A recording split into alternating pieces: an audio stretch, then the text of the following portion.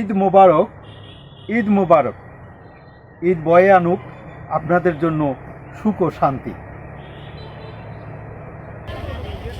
মুসলিমিন রাহমাতাল লিল আলামিন, আপনারা আমার প্রিয় নবী জনাবে মুহাম্মদ রাসূলুল্লাহ সকলে সংক্ষিপ্ত দরুদ পড়ে দাঁড়ান সাল্লাল্লাহু আলাইহি ওয়াসাল্লাম। সম্মানিত মুসল্লি কিরাম, পবিত্র ঈদুল ফিতরের শুভেচ্ছা এবং অভিনন্দন আপনাদেরকে আমি জানাই।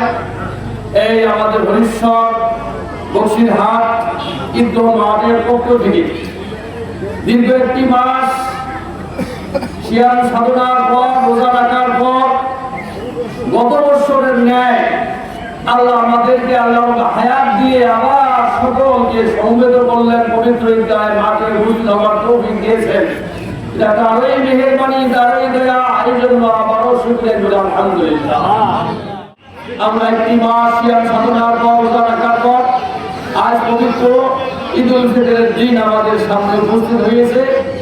আমরা ঈদগাহে উপস্থিত হতে পেরেছি, এটা একটা আমাদের জন্য আনন্দ, একটা খুশির বিষয়। কারণ এটা এসেছে, নবীজি বলেছেন যে সাইয়ে ফাতাহাতান, রোজাদারের জন্য দুটো খুশি। এক হাদিসে আছে ইফতারের সময়, আল্লাহর দিদারের সময়, আল্লাহর সাথে সাক্ষাৎ এবং দেখার সময়। আর এক হাদিসে আমি যে বলে লাগে যে দুটি খুশি, এটা ঈদের দিনের খুশি, আর একটা হলো আল্লাহর সাথে দিদারের সময় খুশি। ঈদের দিনের খুশি কেন আমরা করবো? যে মহান রব্বুল আলামিন আমাদেরকে পবিত্র মাহে রমজানের রোজা করে রাখার তৌফিক দিয়েছে। তার এই শুকর স্বরূপ, তার কৃতজ্ঞতার স্বরূপ আজকে আমরা 2 রাকাত শুকরের নামাজ, এই ঈদের নামাজ পড়া হয় কৃতজ্ঞতার নামাজ, শুকরিয়ার নামাজ, এই আমরা নামাজ পড়তে এসেছি। সম্মানিত মুসল্লি কিরাম,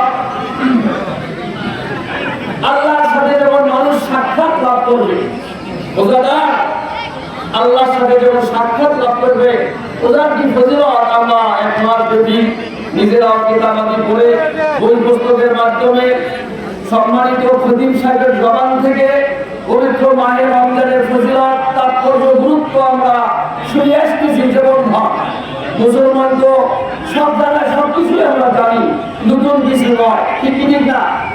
ও নবীজি বলেছেন যে রোজার ফজিলত কি, রোজাদারের জন্য কি ফজিলত, আল্লাহর সাথে যখন দিদার লাভ করবেন, প্রত্যেকটি নেকির আমল রমজান মাসে আল্লাহ পাক 10 থেকে 700 নেকি দান করেন। সুবহানাল্লাহ।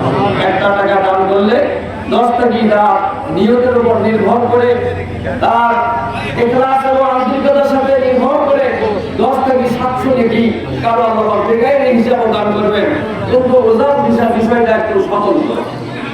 এবং আল্লাহ পাক বলেন আমার বান্দা বান্দি আমার জন্য রোজা রেখেছে। আমরা কার জন্য রোজা রেখেছিলাম? আল্লাহ।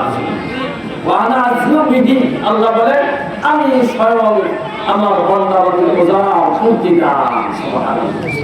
রোজা পূর্তি দান, এই হাদিসের কয়েকটা ব্যাখ্যা আছে। বুখারী শরীফের হাদিস।